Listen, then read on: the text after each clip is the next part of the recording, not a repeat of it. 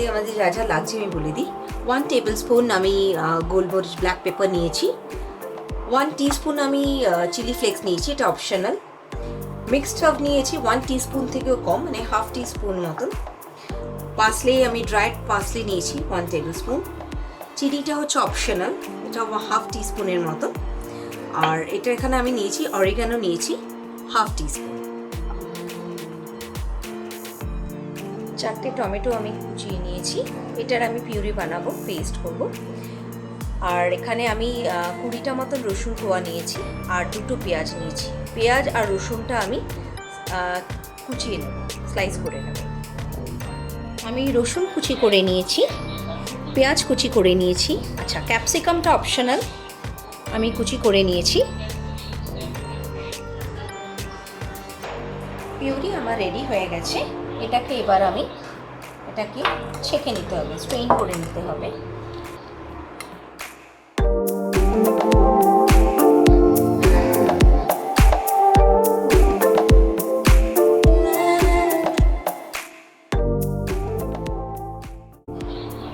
Tomato puree আমার ready হয়ে গেছে। গ্যাসটা আমি অন করে দিয়েছি।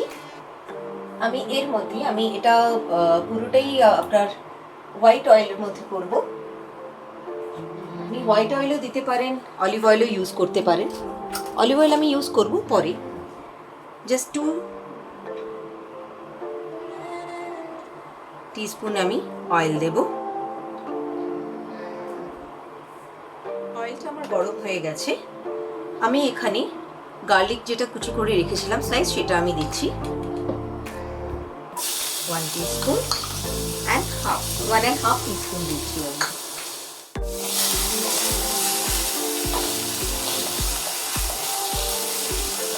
করে এবার আমি অনিয়ন্সটা যেটা কুচি করে রেখেছিলাম সেটা আমি দিয়ে দিচ্ছি।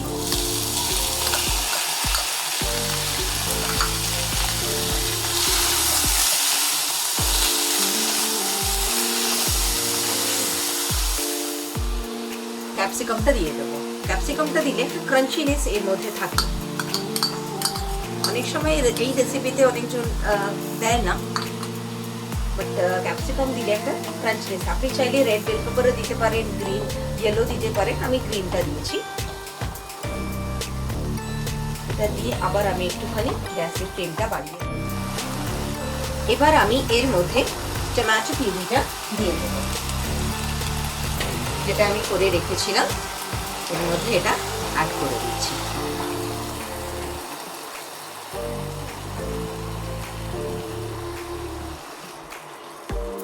গ্যাসের ফ্লেমটা অন থাকবে, হাইয়ে থাকবে।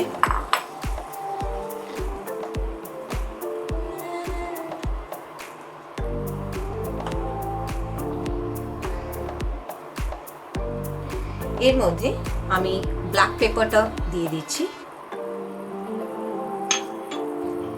চিলি ফ্লেক্স দিয়ে দিলাম,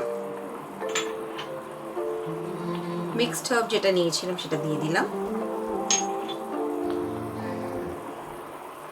দিয়ে এটাকে খুব ভালো করে মিক্স করতে হবে। আর আমি দেবো এটার মধ্যে নুন টেস্ট হয়ে যাবে।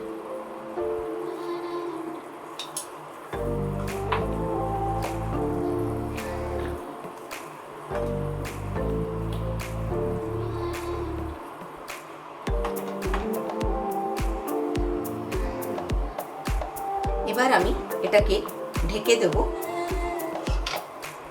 for 2-3 minutes। আমি দেখবো, দেখুন অনেকটা থিক হয়ে গেছে, এটা আরো থিক হবে।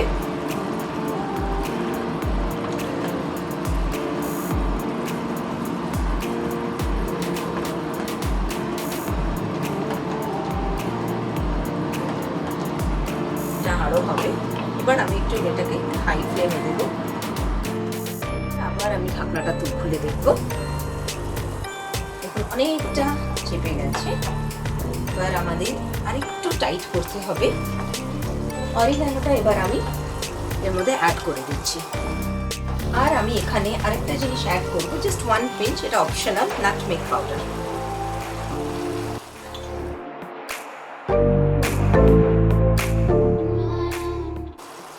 মধ্যে আমি যেটা আবার অ্যাড করছি সেটা হচ্ছে একটু সুগার, যেটা আমি বললাম এটাও অপশনাল। যেহেতু টমেটো আমি দিয়েছি একটু সাওয়ারনেসটা থাকে, সেই জন্য একটু চিনি আমি দিয়ে দিলাম। এবার আমি এর মধ্যে একটু এরকমভাবে ফাঁকা করব, একটু স্পেস করব এটাকে।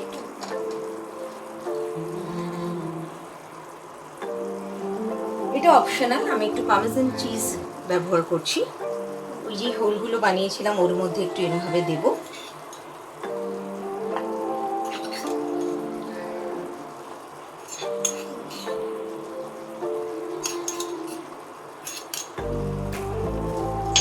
যেখানে যেখানে আমি এই হোলগুলো বানিয়েছি সেখানে আমি এই ডিমটাকে ঢেলে দেব।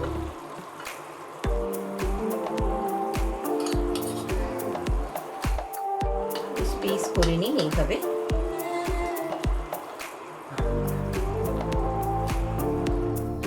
যখন আমি ঢালবো একটু স্পেস এইভাবে করে নেব, নিয়ে আবার আমি এটাকে এইভাবে আস্তে করে ঢেলে দিচ্ছি।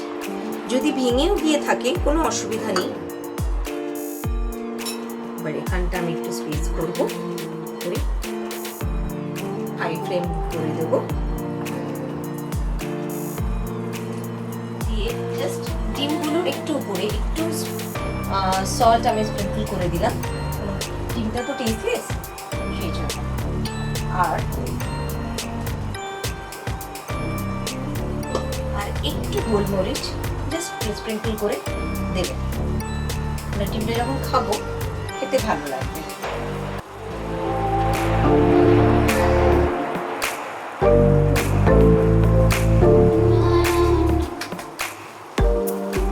এর উপর দিয়ে আমি একটু পাসলে ছড়িয়ে দিলাম, ড্রাইড পাসলে যেটা আমি নিয়েছিলাম।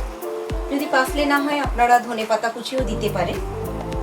দিয়ে এবার আমি এটাকে ঢেকে দিচ্ছি। আর একবার আমি দেখব। এখন আমার শাকসুখা ইজ রেডি টু সার্ভ।